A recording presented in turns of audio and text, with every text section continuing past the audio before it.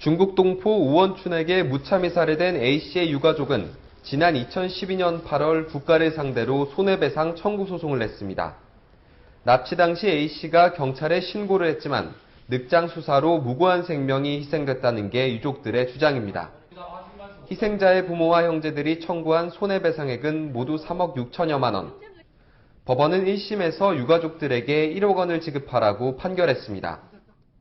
경찰이 A씨에 대한 보호 의무를 어긴 것을 인정한다면서도 국가는 30%의 배상 책임만 있다는 판결에 따라 A씨의 수명 등을 고려해 배상액을 책정한 겁니다.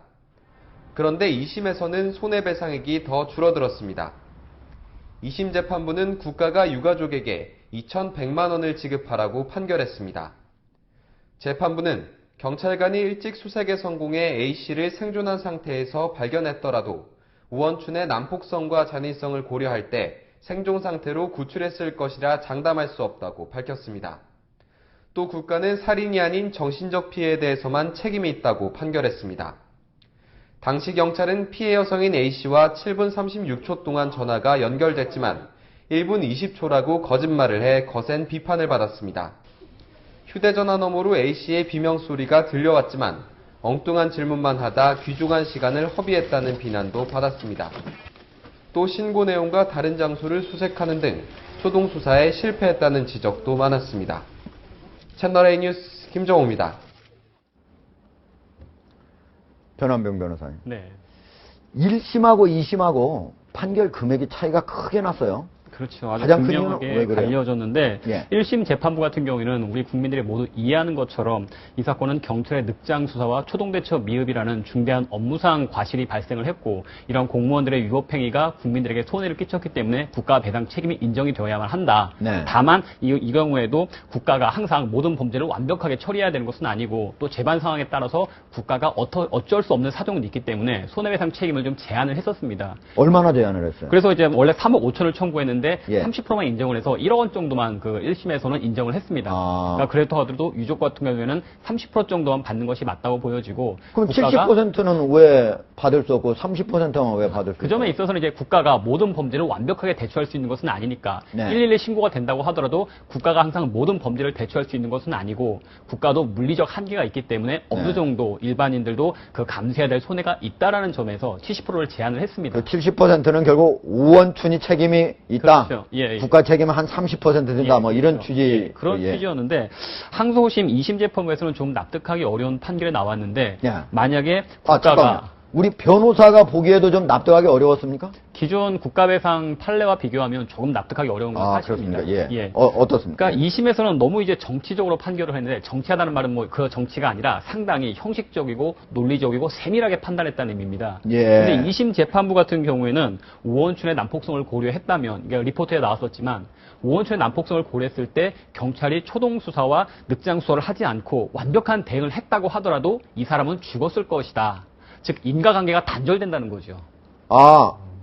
처음부터 제대로 대처해도 죽었을 그렇죠. 가능성이 높다? 예. 그러니까 경찰이 그 부실한 수사를 했기 때문에 죽었다라는 인과관계가 인정이 돼야지만 국가 배상이 인정이 되는 것인데. 예, 지금 화면에 나오는 걸 보면은 그렇죠. 2심 재판부가 네.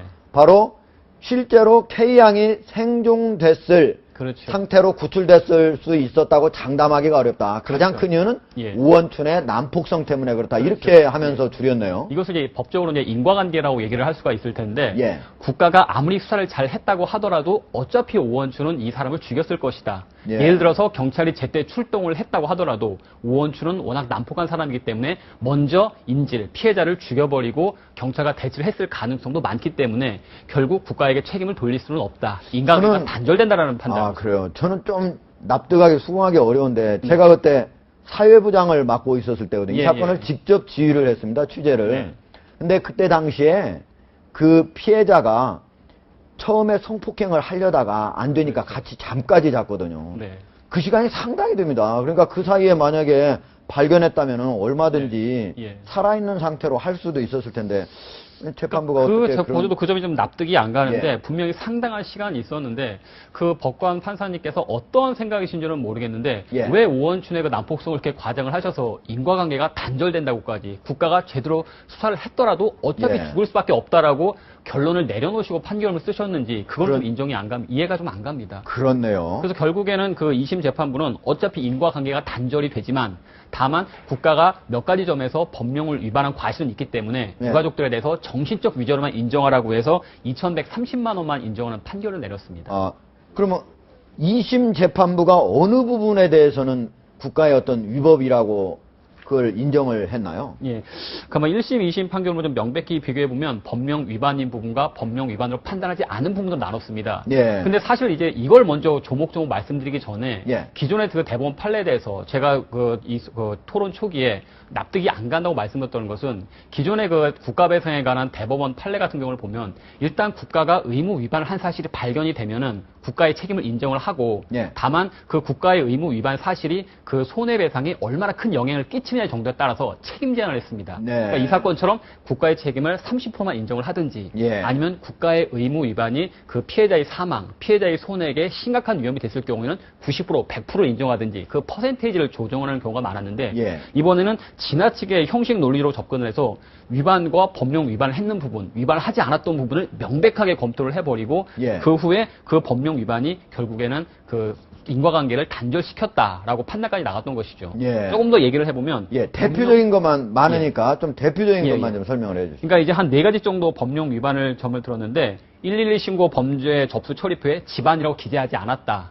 그렇기 때문에 나중에 아. 경찰들이 예. 집안을 수색하지 않고 외부 수색만 한 것은 법령 위반이 아니다라고 판단을 했고요. 성폭행이 집안에서 일어나고 있다고 신고자가 했는데 집안을 그걸 집안이라고 안 하고 바깥으로 예. 착각하게 만들었다. 토동서의 부실에 있어서 그러다 보니까 경찰들은 112 범죄 신고표를 보고 집안이라는 말이 없으니까 예. 동네 인근의 외곽만 수색을 했던 아, 것이죠. 우범 지역만 결국은 그렇죠. 찾아다니게 만든 거군요. 법원에서 볼 때는 그 112 신고 접수표에 집안을 안 쓴 부분은 엄청나게 잘못을 했지만 일단 첫 단추가 잘못 끼워졌으니까 외곽 수사만 한 것은 법령 위반이 아니다라는 또 약간 이해할 수 없는 판결을 해버렸고 예, 그렇군요. 예. 그리고 또 이게 우리 고질적인 문제인데 112 신고센터에 왜 전문 요원들을 배치하지 않았느냐. 예. 그 점은 뭐 충분히 법령 위반이 되는 점이죠. 사실 일선 그러니까 좀 경찰에서 112 신고센터에 이런 신고를 제대로 받을 수 있는 사람, 그렇죠. 그런 사람을 배치하는 건 위법이다. 예, 그렇죠. 예. 전문적인 수사 베테랑 요원들이 112 신고 전화를 받으면 피해자의 다급한 목소리라든가 현장 상황에 대해서 즉시 감으로 어떤 상황인지 인지할 수 있을 텐데